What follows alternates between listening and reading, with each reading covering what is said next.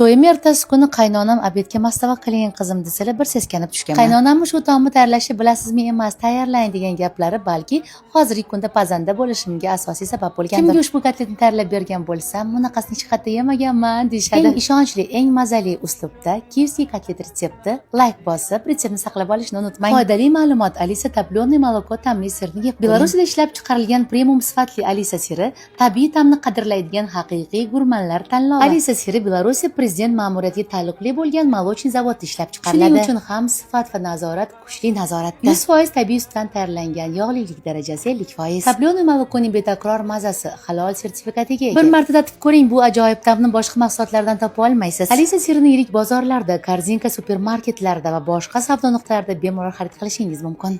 Alisa haqiqiy sifat, tabiiy ta'm va premium darajadagi lazzat. To'liq retseptni esa video tagida yozib qoldiraman. Mazali, unutilmas ta'm KFC kotlet retsepti tayyor. Retsept yoqqan bo'lsa, xotirangizni duo qilib, mehringiz isboti yurakchani bosib qo'yishni unutmang.